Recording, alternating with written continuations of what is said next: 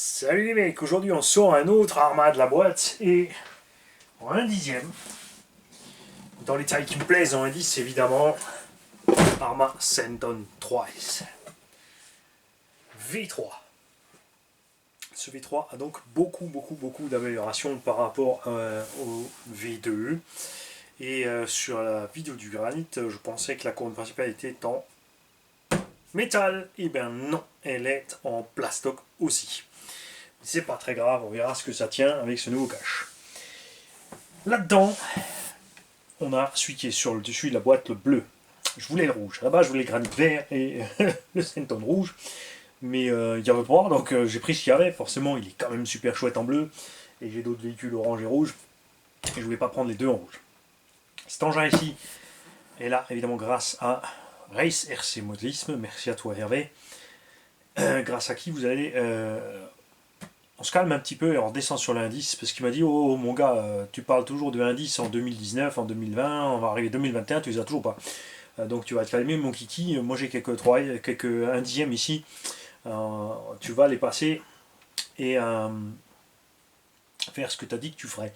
Après comme dit, je reste pas sur buggy indice et tous ces trucs là, c'est un peu trop petit. Je préfère les SC indice parce que c'est vraiment la taille quasi d'un buggy 1.8. Et MT indice bien sûr, parce que je roule pas sur circuit et dès que l'herbe est haute, et ben c'est mort avec les engins trop légers. Niveau poids, on va voir ce que ça donne. Le granit topé à 3 kg sans la batterie, donc entre 3,2 kg et 3,4 kg selon la batterie que tu mets à bord. Le poids donc d'un buggy 1/8 léger. On va pas faire aussi loin et détaillé qu'avec le granit, puisqu'il y a déjà tout ça sur le granit et c'est à la base le même châssis. Voilà donc l'accès rapide au diff avant et arrière, l'accès rapide à la partie centrale au slipper, transmission donc couronne et pignon plastique, il y a juste dans le diff que c'est de la ferraille, l'avant qui a été renforcé et la direction qui a été modifiée pour ne plus avoir de problème. On avait des gros problèmes avec ces engins avec la caillasse qui coinçait dedans, donc ça a été clairement amélioré. La Caro a un look d'enfer, j'adore. Et le reste, c'est de l'autre côté. On a la nouvelle Electronic Spectrum, donc la même que dans le granit. Un cerveau, d'abord, d'après les specs, c'est décevant. 7 kg, ça fait peur. Le granit a des grosses roues, j'ai testé. J'ai pas encore roulé avec, mais en statique déjà, on est vraiment content. C'est pas rapide, mais c'est pas grave. C'est de l'engin de loisir, il n'y a pas besoin d'un truc super rapide. On a les connecteurs IC5, donc compatible EC5. 2 et 3S, variateur Obi-Wan, moteur, on présume que c'est du Obi-Wan. Rebadgé Spectrum, ce qui est dommage, c'est qu'ils utilisent des choses spécifiques, comme par exemple la réunion pour le circlips devant et tout ça, qui font que le prix de ces moteurs grimpe. Dès que tu fais un truc spécifique, ça te fait monter les prix. Je suis pas du tout pour ce circlips là devant, et les pignons sont montés. Il y a un mêlé plat dans le pignon. Quand il est monté sur l'axe, il ne peut pas tourner. Même si ton BTR se desserre, le pignon ne peut pas tourner. Je vois ça mal quand ça va bloquer. Bon là ça va parce que ça peut sauter les dents. Mais si tu as une couronne d'acier, c'est ton rotor que tu vas flinguer. Je préfère 1000 fois que mon BTR puisse se débloquer et que mon pignon puisse tourner autour du rotor plutôt que de bousiller un moteur ou autre. C'est clair. Là aussi on a des jantes grises gunmetal, ça lui va super bien. On a des roulements maintenant étanches à bord et on espère avoir les amortos améliorés. C'est ce qu'ils nous ont dit sur cette V3 qui avait une upgrade sur les amortos. La radio, donc une Spectrum downgradée exprès pour des véhicules moins chers. Les tarifs là on est dans les 350-380 € sur les fournisseurs évidemment. Souvent les gens me demandent mais c'est quel prix? Quand tu veux le prix d'un Arma Senton, tu vas sur Google, tu mets Senton 3S et tu as 36 000 boutiques et prix qui s'affichent. Il y a un moment, mec, il faut bosser un peu vous-même. Si je vous donne un prix, qu'est-ce qui va se passer si je vous donne un prix? Je vous dis 350, ah non c'est pas vrai, je l'ai vu à 362, ah non c'est pas vrai, je l'ai vu à 348. Donc voilà, ça te coûte un certain prix. Là, on a ici grâce à RC Race Modelism, Race RC Modelisme, dans l'autre sens, pardon, j'arrête pas de le dire à l'envers. Donc tu vas avoir le site Race RC Modelisme, le lien est sous le descriptif de la vidéo. tout simplement. Quand vous avez des problèmes de taille de bac à batterie, vous allez voir sur le site des constructeurs aussi, par exemple. C'est ce que je fais moi quand j'ai un doute sur la taille. Je vais sur le site du constructeur, j'aurai les dimensions et j'ai tout. Normalement. Hein, pas toujours, c'est vrai. En ce cas-là, ok, tu peux me demander. Et voici le bestiau. On va le sortir tout de suite, que vous puissiez profiter de la carreau. Et moi aussi. Comme je voulais le rouge, j'étais un peu inquiet du bleu, je dois dire, pour les teintes. Mais non, ils ont fait ça bien. C'est un bleu qui pète. Regarde-moi cet engin-là. Alors, il devrait être plus léger que le granit. Pour une raison très simple, les roues sont beaucoup moins grosses. On a par contre une carrosserie plus grande et des pare-chocs aussi plus conséquents. Pneumatiques, les mêmes que sur le granit, mais en plus petit, donc aussi dans le style du Mojave. Par contre là, contrairement au granit, on n'a pas ils sont mous, mais c'est plus dans le style du Mojave. Côté résistance que dans le gros pneu mou qui va absorber les chocs. C'est pas mal. J'aime beaucoup le design des jantes.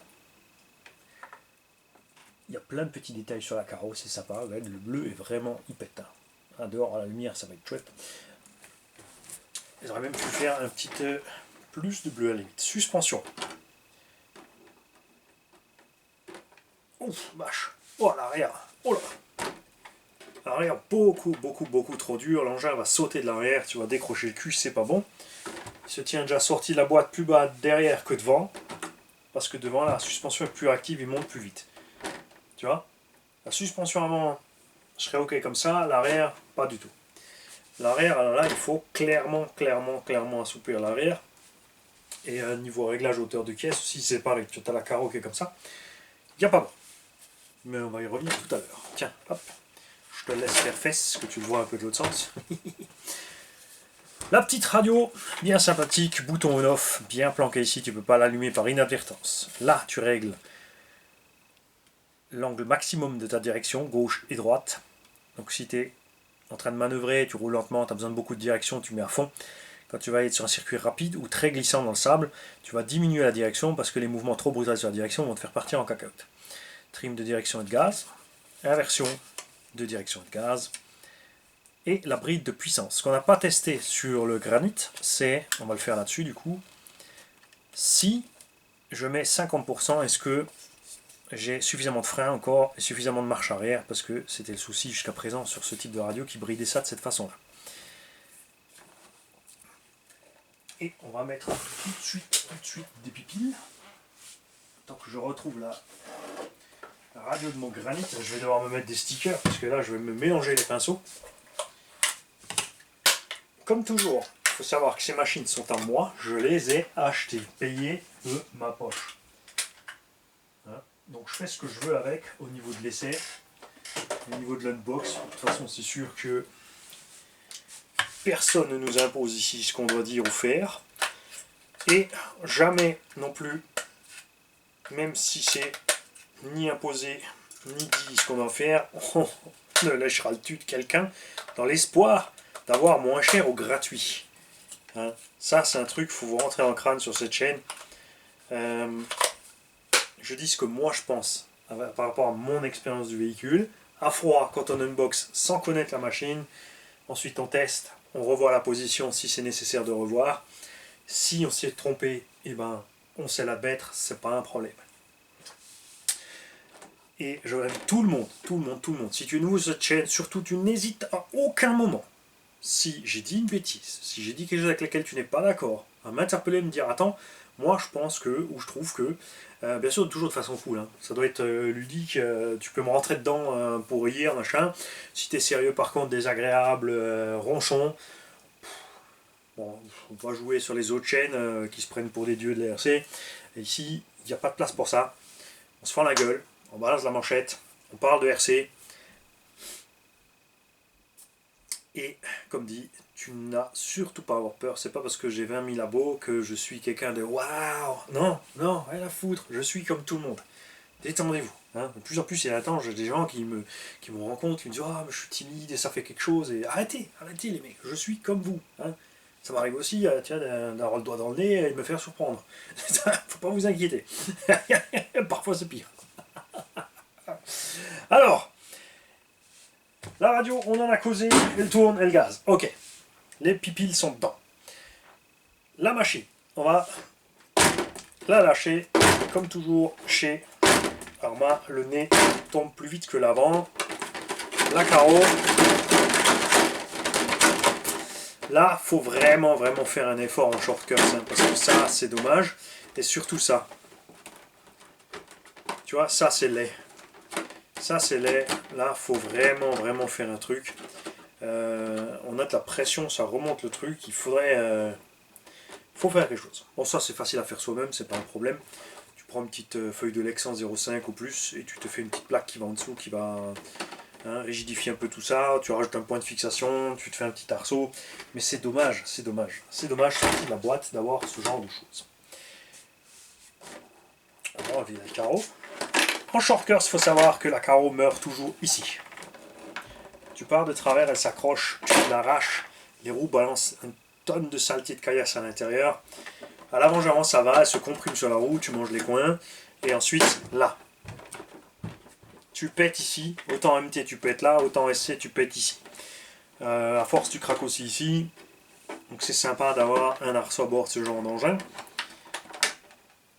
Avant de démouler le Yabon, on va le peser. Alors bougez pas les mecs, j'allume la balance et elle nous dit 2,880 kg. Donc on est pas beaucoup plus léger que le Senton. On a à peine 200 grammes de moins que le Senton. Donc avec la batterie 3 kg. Donc un peu plus lourd qu'un Slash. Les Slash c'est 2,7, 2,8. Donc on verra ce que ça donne niveau moteur. Le Slash il a un 3500 kV 3652. Là on a un 3660 3200 kV. Pour moi clairement un bon choix avec ce poids sur ce type de véhicule. La carreau est quand même bien épaisse. Et vous avez vu, il y a beaucoup de... Hein, c'est... dommage, mais regarde comme elle est chouette. Hein, c'est sympa comme ça. Hein, j'aime bien. J'aime bien. Et là, c'est encore un peu mieux. Avec une petite... hein, petite fusion incassable. C'est la dernière les mecs, si vous en voulez, il faut en profiter. Après j'ai plus de carreaux d'SC.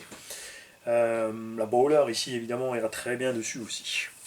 Alors, contrairement au Granit, cet engin est plus long. C'est pour ça qu'il y a plus de place entre le moteur et le Vario. Et ils ont quand même laissé le Vario fixé là-haut, mais il y a la place pour le fixer en bas.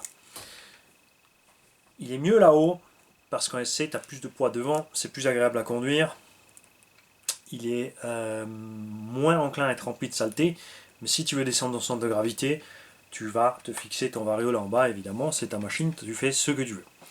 On a donc le 3660 3200 kV Spectrum, radiateur, ventilateur, cerveau 7 kg, qui fait son boulot dans le granit, comme dire statique, donc là-dedans avec les roues plus légères, ça ne peut que être mieux.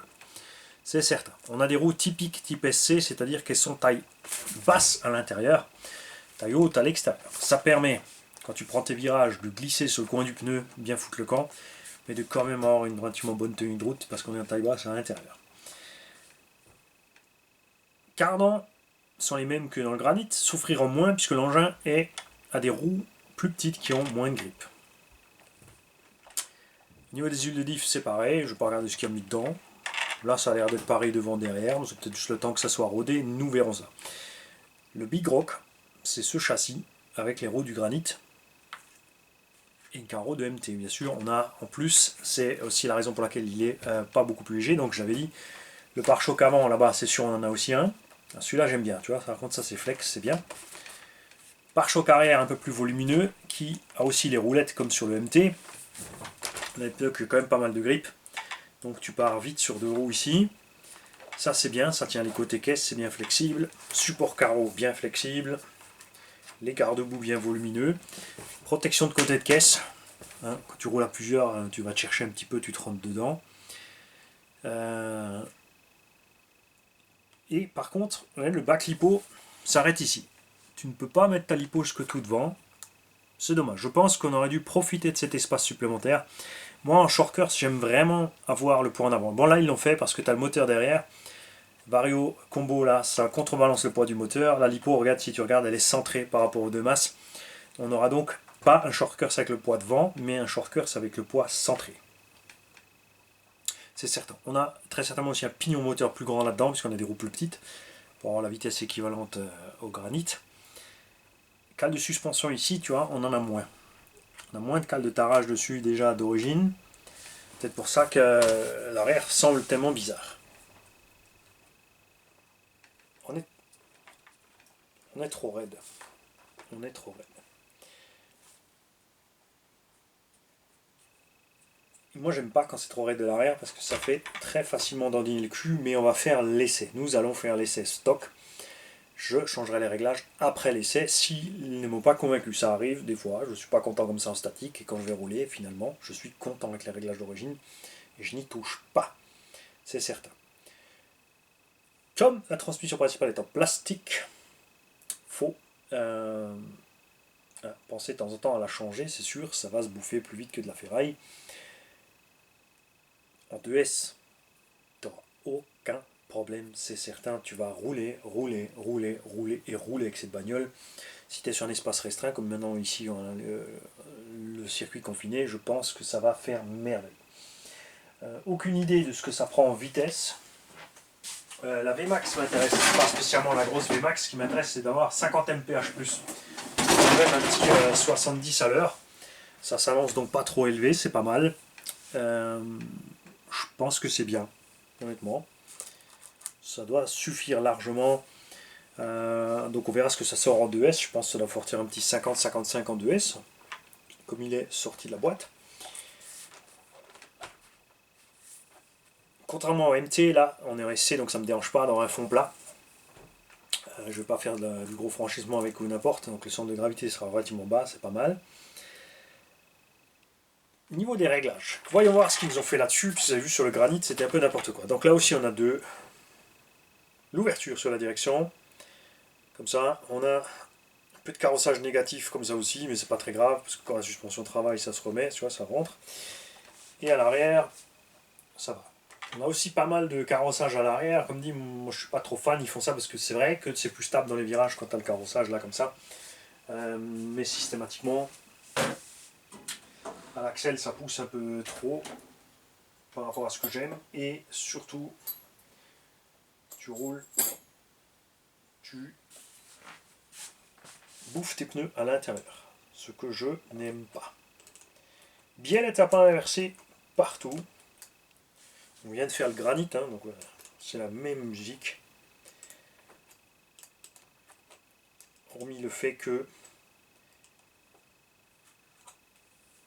ce que je n'ai pas fait, ce granit, c'est vous parler justement de ce pignon moteur qui est bloqué avec le machin. Lui aussi. On fera le premier essai en 2S. Tranquillement. Donc première mise en route, toujours, tu allumes ta radio, enfin de toute façon toutes les autres mises en route aussi, hein. Tu allumes ta radio toujours d'abord, tu lèves ta bagnole, tu la tiens bien, parce que, surtout si tu mets au-dessus du 3S ou plus, parce que ça peut vraiment tanguer quand tu mets gaz, hein. Ça peut foutre le camp, tu allumes, ça clignote un coup vert, tu checkes toujours avec ta direction si tu as bien la ligne. Hein. Comme dit, le cerveau pas super vif,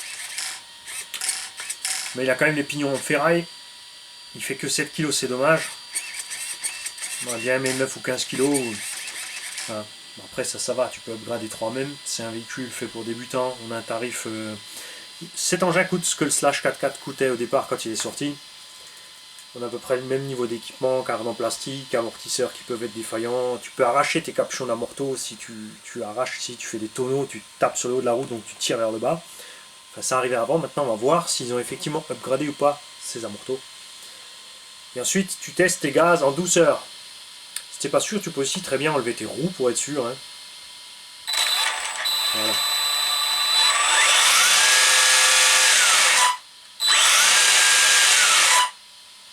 Ça a l'air pas mal.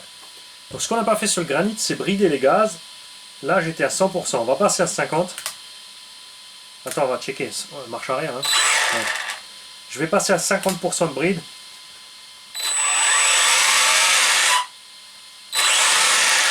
Hey caramba! Ils l'ont fait, mec! Ils l'ont fait! C'est génial! Et en plus, tu vois, là, je te fais une vidéo un peu plus courte que sur le granit, alors que si ça se trouve, je vais sortir celui-là d'abord. Donc, si tu l'as pas encore vu, tu verras sur le granit. Sinon, c'est là. C'est génial, ça! Regarde, on est à 50%.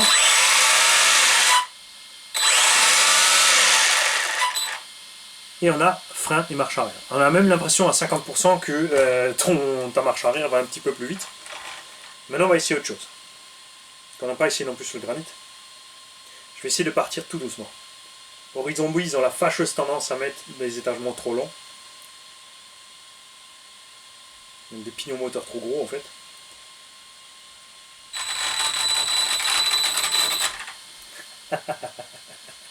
Alors ça peut se régler avec deux choses. Avec le timing, mais là tu peux pas.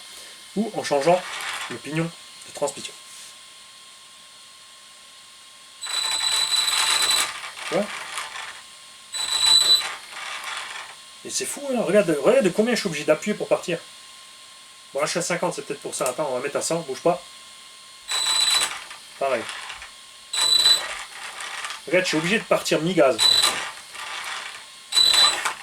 T'as vu ça? Ça fait forcer le moteur, il part un peu et après il envoie. Alors évidemment, tu n'auras pas ça, là ça accroche, hein, mais sur le sol en caoutchouc. Comme toujours, horizon Ubi, le trim de la direction, tu te le rêves, c'est pas réglé. Ça va. Quand tu es au sol, ça va. Tu mets un petit coup, il part. Tu l'entends. Hein.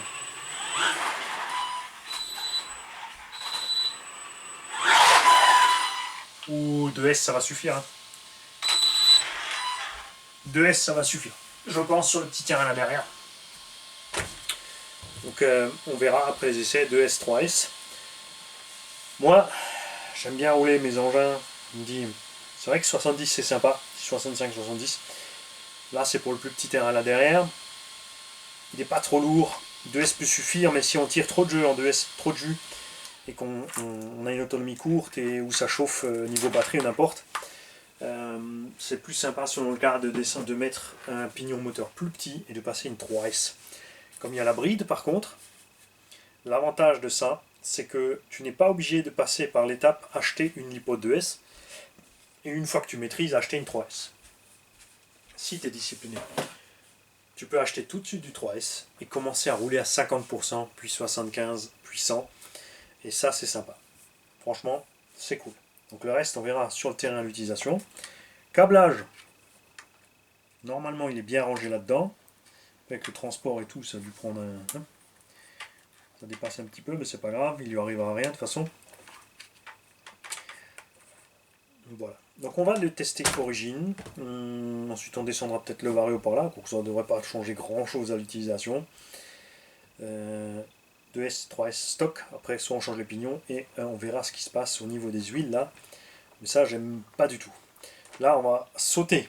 L'avant va taper le sol directement parce qu'il ne peut rien encaisser. Ensuite, l'arrière va arriver. Et lui, il ne tapera pas parce qu'il est cool. J'arrive très rarement comme ça, mon saut. Là, c'est bien si tu arrives comme ça parce que tu vas comprimer l'arrière. Ça va déjà freiner la voiture. Ça va taper devant. Et avant que ça soit complètement comprimé, tu as l'arrière qui va te recatapulter. À ce moment-là, tu remets les gaz, tu pars. Mais ça, on verra selon l'assiette de vol. Mais tu as vu, tu as systématiquement l'avant toujours qui tombe. Ça te permet, quand tu tournes, c'est vrai, de lever une patte, puisque l'avant, tu vas avoir du roulis à l'avant. D'ailleurs, il n'y a pas de barre stable là-dessus. Sur le MT, ça ne me dérange pas. Sur le SC, c'est vrai que des barres stables, ça aurait été sympa. Il n'y a pas d'option prévue non plus. Il n'y a rien dans les triangles.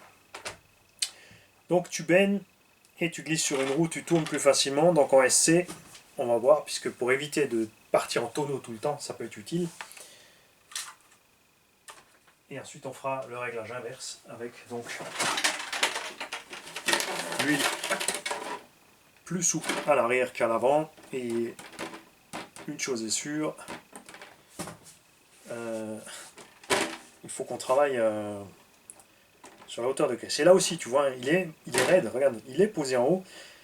Si tu es à l'aise dans le terrain, dans le tout terrain avec ta caisse, il faut qu'elle puisse toute seule perdre au moins 30% quand tu la poses.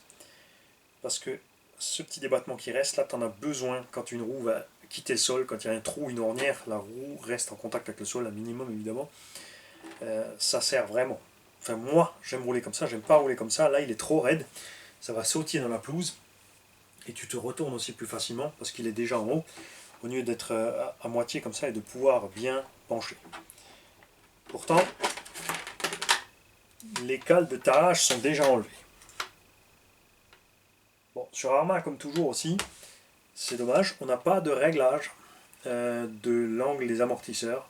Ça, c'est quelque chose que j'aime avoir, vraiment avoir plusieurs trous de fixation ici pour changer l'angle. Parce que plus le terrain est plat et accrocheur, plus tu couches tes amortos, tu descends le véhicule et il lutte contre son roulis.